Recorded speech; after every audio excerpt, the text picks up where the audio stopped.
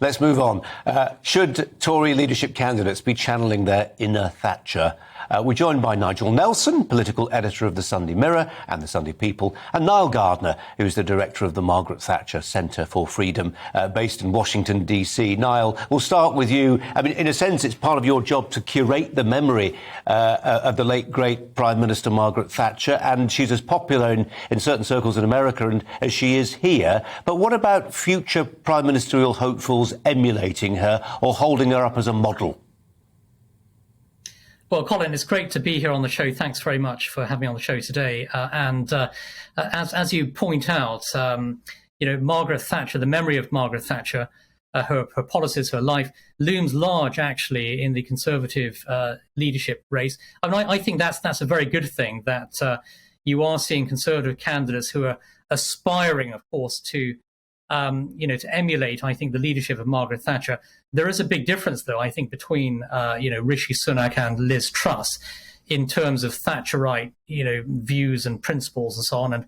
And I read Rishi's a piece in the Telegraph today about him being the heir to Thatcher. I would say, actually, that with regard to Rishi Sunak, he's on very shaky ground, because a lot of his, policies as Chancellor, I think, were anti-Thatcherite. Rishi Sunak certainly has a track record of being a high tax, big spending, a politician. That's the antithesis, I think, of Thatcherism. And so I think for Rishi to claim to be, the heir to Thatcher, I think that's a high risk strategy that's going to certainly backfire on him. Certainly with regard to Liz Truss, she is somebody who clearly does have, I think, Thatcherite instincts. You mentioned her latest, tax proposals. Those are very Thatcherite, actually. So I do think that, Liz Truss actually has a far stronger claim to be representing Thatcherism than Rishi Sunak. Nigel Nelson, we need to remember, don't we, that this is an election just involving Conservative activists, because in the population at large, the words Margaret Thatcher can, depending on your political affiliations, even which part of the country you're in, have toxic associations. It's also interesting to note that, where Nile is in Washington, Ronald Reagan, who at one time was, real Marmite character, is now quite fondly remembered. That's not happened in the same way in the UK. No, I think that's absolutely true. And I'd be interested to know how Margaret Thatcher would go down in red wall seats that turned blue at the last election. I can understand why the two candidates want to do it, although Liz Truss was sort of distancing herself from it this morning.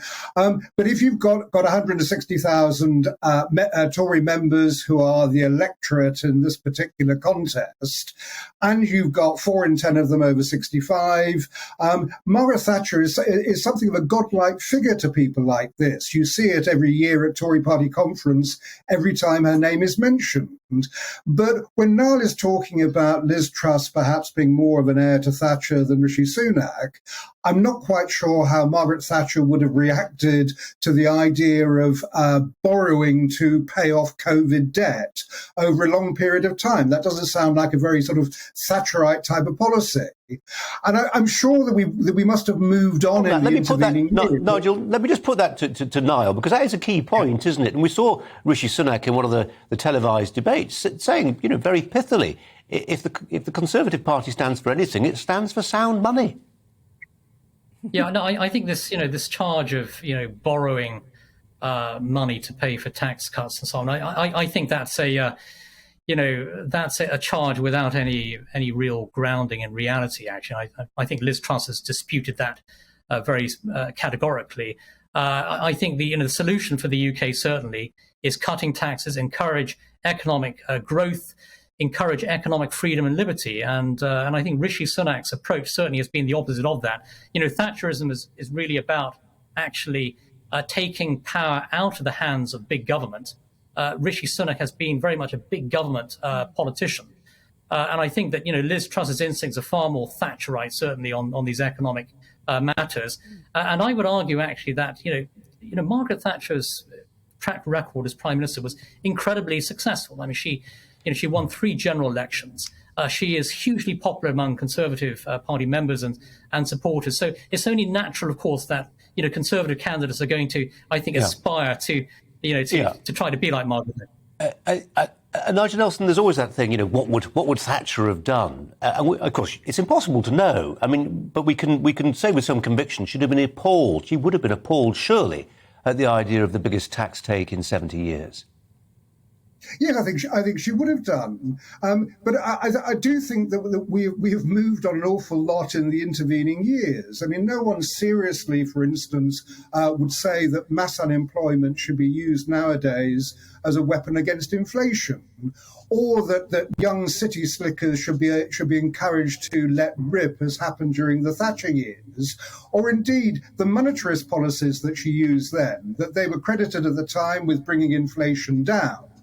10 years later, monetarism was discredited, and it didn't look like that was the reason at all. So we're now, an awful lot has happened in the intervening years, and we're now in 2022, not 1979. Nigel Nelson, Nile Gardiner, thanks both very much indeed.